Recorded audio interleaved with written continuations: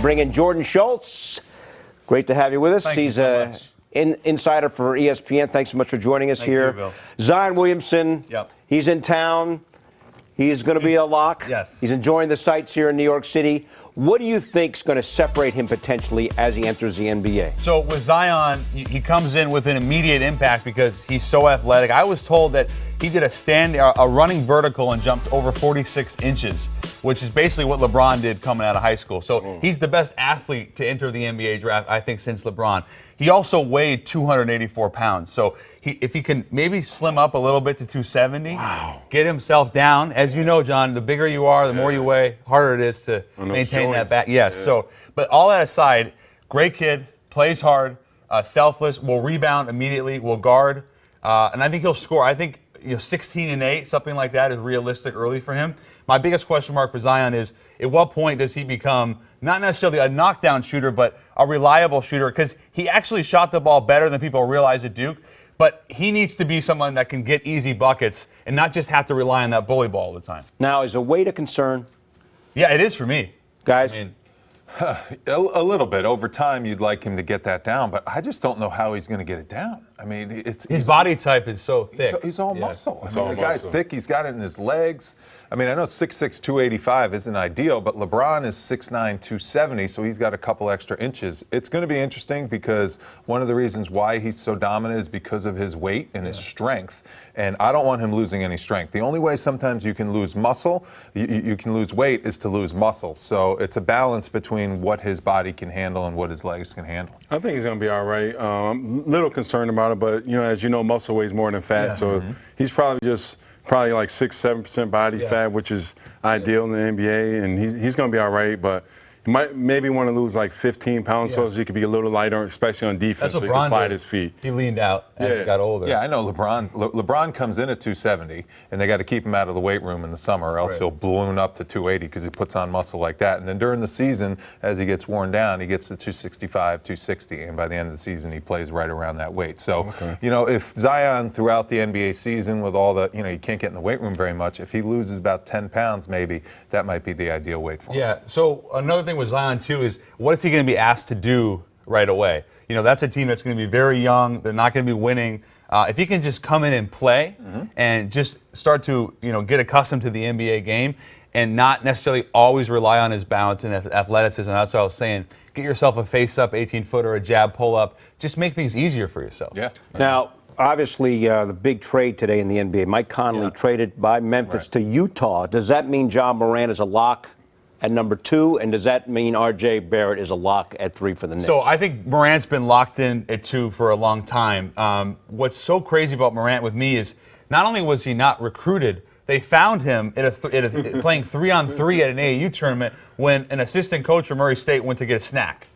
He didn't dunk, guys, until he was a senior in high school. Wow. And he's the first guy ever in NCAA history since they kept track of the stat in 85 to average 20 and 10. Yeah. So he has all of that. I think what really separates Ja is ability to get downhill, to score, and he loves to pass. Ambidextrous with each hand. I think he's really special, and I think he's going to be the face of that franchise for a long time. The bigger question mark is Barrett at 3, who's been pretty much the presumptive pick of the Knicks for quite some time. The Maple Mamba, we talk about that. He wants to be here.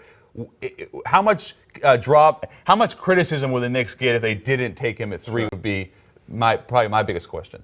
Yeah, no, that's a big question. And, that's a pick that kind of falls right into your lap. It's the logical pick, but there are a lot of good, talented players out there. I think RJ is going to be a solid pro for a long time. And, you got to see how young he is and how he's going to develop. You also can't – he was tremendous for the Blue Devils this year. 23 points. Yeah, I mean, when Zion went out, he carried that team. The guy rebounds, the guy defends, the guy passes, the guy can run an offense, he can handle the ball. His shooting's got to get a little bit better, and I think it will. But this guy's going to have a really solid, possibly Hall of Fame-esque NBA career, I think. And if you're a Knick, exec, you got to think, this is a guy that's right there, and wants to be here. He wants to be here, and he's a guy you can rely on for many years to come, and you can build, your franchise with him and around him. You see him there against Cuse, John. What do you like? He dominated that. You're not allowed to bring that up was his Cuse best around game of the year, I actually. mean, he has those floaters in the lane, the way he can score, the feel he has. Such a deft touch in the lane. Left-handed. My biggest thing with RJ would be He's a little straight up and down. Sure. Can he become a better passer? Will the spread out NBA game help him? That's what Steve Nash, who's been with him since he was a kid, Godfather, says he can do a lot more of. He just needs shooters around him. Sure. So that'll be interesting to see. All right, so you got the big three. Darius Garland worked out today for the Knicks. Who do you see at 4 and below? I think Garland is one. If Morant's 1A and the point guard, Garland's 1B. There's a small gap. And had he played more than 4 games, he would have been maybe a number 2 pick ahead of Morant. Wow. I mean, that's how good he is. I was at Vanderbilt right after he got hurt, and I spent a lot of time with Bryce Drew, a little time with Darius. What stood out to me was, and this isn't the most important thing, but he stayed around the team the whole season. I thought that said a lot about him. He didn't have to do that. He stayed in school. There's a maturity there. He's a natural leader. He's a little slight. He's small. He's not as big as Ja. But from a shooting perspective, pick and roll, he gets downhill. There's a lot to like. You think he's 4? You think he's 4? Yes. Is he as athletic as Ja Morant? No. Yeah, No. that's my concern with him. Right. I mean, he's got all the skills at this age, and he can shoot the basketball. But point guards, you need that extra gear. When you get by guys in the NBA, you got to leave them in the dust. You got to be at the rim. You got to be dunking on big guys like John Wallace, 6'9", guys that are defending the rim. And that's my only concern with Garland. Does he have that athleticism? That a guy like Ja Morant and also Zion Williamson have. Yeah, I like Garland too. The one thing I will say about him is I think he's a modern day NBA point guard, more of like the Chris Paul, whereas Ja Morant's more of like a Russ kind of. Right. And it really depends what you want, but I think he's going to be a terrific pro, and I like the fact that he is still kind of an unknown. I think there's a big chip on his shoulder there. How about a sleeper?